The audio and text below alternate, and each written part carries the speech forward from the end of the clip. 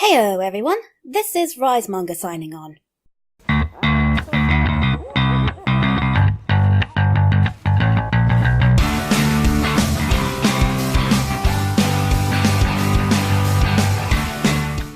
So, it's kind of obvious at this point. I play quite a bit of Pyro. And I mean, a lot. So I think it's safe to say that I know a thing or two about the class, right? Well, sure, but let me make it clear that I'm no master, and nothing I say is outright law. Even I know when there are other Pyro mains out there who are way better than I am. But let's give this a go anyway. As I've progressed through the game, I've learned many things about my class, the limitations of it, and how to adapt to all sorts of situations. As I began to improve more and more though, I started to see the glaring mistakes other Pyro players make that makes me facepalm so hard Australia felt the tremors. They really need help, and I figured I could be that help, by sharing my knowledge that I have accumulated over the course of my game time. So, if you are so inclined, come and step through the gate into Pyro's playground. Right, so, imagine this. You've just logged onto the game for the very first time, and you chose to play as the Pyro in your first real match. Where do you start? Simple. Explore. It may seem like a time waster to start with, but hear me out. By exploring the maps, you can gain basic knowledge of everything there. You can learn where the main route is simply by seeing how wide open it is and how often each team travels through it, as they tend to be where the main objectives are. Take payload as an example. You know instantly that the main route is where the payload itself travels, and you can guess this by the tracks on the ground, so you can make the assumption that the vast majority of the chaos will be there. And usually that's where the most open areas of the map is, which is dangerous for a Pyro. This is where the flank routes come in. Flank routes are areas of the map where you can bypass the main route and get in ahead or behind enemy lines with little conflict. They tend to be winding and closed in, which is perfect for a Pyro, since you are primarily an ambushing class due to the short range on his weaponry. Of course, many other classes use these routes too, like spies and scouts. But that's why the corners are beneficial to you. Not many players want to follow a Pyro around a corner, as you can easily hide behind it and instantly set anyone who comes around it on fire. Also, they are great at giving you a quick escape if you come across something that you cannot take head on. These places are a Pyro's domain, so get to know them as intimately as you can. Game sense and map knowledge is one of the highest key factors to Pyro's success, so take the time to learn a map's layout, and while you're at it, learn when the ammo and health kits are. You never know when you might need them. Let's see an example of what map knowledge can do for you. I'll allow this next clip to play through, and afterwards I'll slow it down and explain what is going through my head at the time.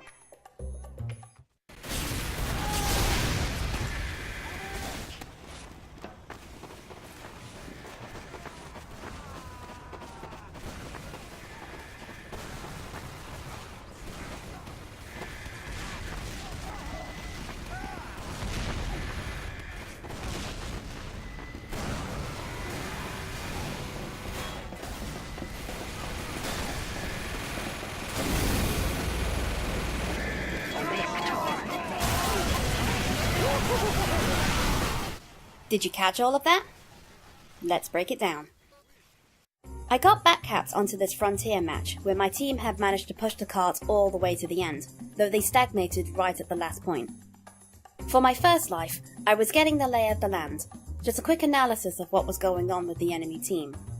Once I saw they had no sentries up, and the vast majority of them were focused entirely on the rest of my team, who were all pushing the main gangway, I knew I could use this to my advantage. I know that this flank route here will lead me straight under the payload and away from the eyes of the enemy, freeing me from suspicion for the moment. I did notice at the top of the screen that about half of them were dead, so I was safe enough to make a play. All the while, I kept my ears open to make sure the sound of gunfire was pulling away from the payload and towards my team. I then snuck up the ramp and jumped straight onto the payload, not even bothering to engage, as the last thing that I wanted was all that effort to be for naught. Then, it was a simple case of allowing the payload to roll over the last point. And of course a taunt for good measure, cause come on, that was a pretty slick backcap if I do say so myself. And they say that spies are the masters of backcapping. Ha! What about combat? As stated before, Pyro's range is incredibly short, so it is a requirement for you to get close in order to do any significant damage, since the flamethrower's range is limited. I'm talking right up in their grill as well, since you do the most damage when you are literally face to nozzle. And this is the part where people say, oh, just WM1 into them like a noob then. Well, actually, yes. What? Okay, look, I'm not going to deny that WM1 is a cheap tactic, but let's be honest with ourselves here. Rocket spamming a corner and sticky spamming isn't exactly a skill-worthy tactic either. And anyway, we're talking about a player that has literally just downloaded the game. You can't exactly expect them to know what air blasting is. But that's a topic we'll get to later. Let's talk about Pyro's weaknesses for now. And boy, does he have quite a few. Pyro's main weaknesses is range and hit scan weaponry. Because of that, a sniper is one of the highest counter classes to you. How do you counter this? Most of the action will be on the main route, so more often than not, the sniper will be focused there. Not to sound like a broken record, but use the flank routes to avoid his sightline. That may also come with the added bonus of sneaking up behind him and killing him outright. Take note as well that heavies and sentry guns are incredibly devastating to you at both close and mid-range, so avoid them at all costs. Unless, of course, you know that you can take them on. Otherwise, stay out of their range or work with your team to take them down. That's another pointer. Work with your team, as you cannot hope to take on the opposition on your own. Also, it's always nice to spy check for your engineers and medics, as most spies tend to think twice before trying to tempt a pyro that's flaming around the classes they need to pick off. Trust me, if you know you're not going anywhere anytime soon, do your team that favour so they can push through without worrying about spies. Oh, let's also talk about flame particles. Once upon a time, before the Jungle Inferno update, it used to be that the particles behaved weirdly. As in, they were inconsistent and never followed the visual flames as you saw them on screen. As a result, it was easy to run into a crowd and clear them out. Nowadays though, that isn't so easy. What I mean by this is the particles are much tighter now, which means, yes, you actually have to aim to achieve the full amount of damage. None of this flailing your mouse around while holding down M1 like you have a spider on the back of your hand. That's the old Pyro, he doesn't exist anymore. So what do? You force your enemies to walk into the particles. If you aim slightly ahead of where your enemy is running, they will end up running straight into the flames and quickly lose health and likely die from it. By doing this, you are forcing your enemy to stay in the flame particles for as long as possible, which is good, considering the longer they stay in direct flame contact, the more health they lose, and the longer afterburn takes effect. By the way, afterburn is your friend as well, as more often than not, that is what finishes an enemy off. It's a great way to force an enemy out of position. Speaking of positioning, let's talk about what is arguably Pyro's most useful tool in his arsenal. The Air Blast. Air blasting is the secondary fire of your primary, where at the cost of 20 points of ammo on your default flamethrower, a powerful burst of air shoots out, which can do a number of useful things for you, such as extinguishing teammates who are on fire, pushing away enemies, even while ubercharged, unless it's a quick fix. And the most important and satisfying feature, reflecting projectiles. As satisfying as that may be, it's also something that takes quite a bit of practice to pull off. For one, depending on how far away a target is, it's all dependent on when you trigger the air blast at the right time in order to send the projectile back. Consider also that different projectiles travel at different speeds, and you'd need to take that into account and adjust your timing accordingly. And how to aim your flamethrower correctly so the reflected projectile travels where you want it to. As the final nail in the coffin, the last thing you have to figure out is how wide the air blast cone is. Unfortunately, that is not something that I can explain to you on this video, as it is something you have to feel out for yourself. To that end, how exactly can you get an idea on the width of the air blast cone? Well, that's easy. Start off with air blasting your teammates when they are on fire. Not only will this allow you to get a solid enough idea on how wide the cone is, as the air blast will extinguish fire instantly, but your teammates will thank you for it as well. Seriously, I cannot tell you how many times I have saved my team's lives just from one single air blast. They are so thankful.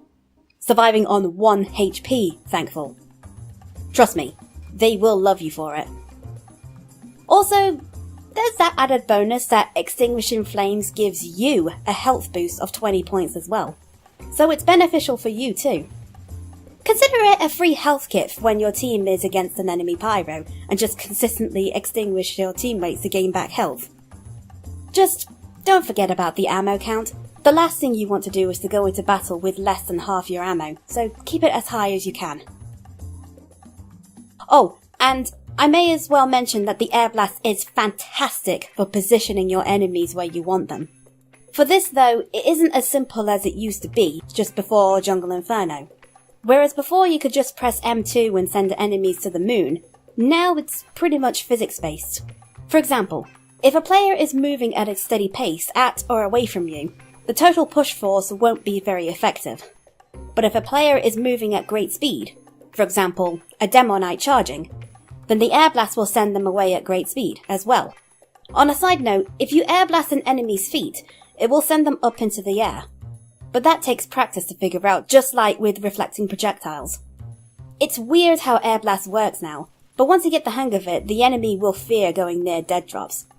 Seriously, if you ever get the chance to air blast an enemy off an edge, just do it. It's hilarious.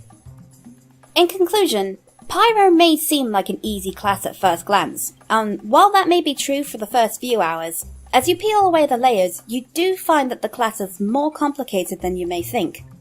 I believe the problem most players have with the class is that they don't see what you see. Think of it like this. You don't think about a spy until the first backstab occurs, because you never pay attention to the spy's presence unless he makes it known. A good friend of mine consistently references that. In retrospect, you don't think about what a pyro is doing until they are right in your face barfing flames at you. As a result, many people scream out WM1, but they don't stop to think about what it takes for the pyro to get there in the first place. Our limitations forces us to be creative, and dare I say, it takes a lot more skill than most would believe. Seriously, next time you face a pyro and he kills you, just stop for a moment and think about what kind of hell he went through just to get to you. You never know. Maybe next time, you'll catch him red-handed. Thank you so much for joining me on my first Pyro's Playground, and hopefully I'll see you in the next video. In the meantime, this is Risemonger, signing off.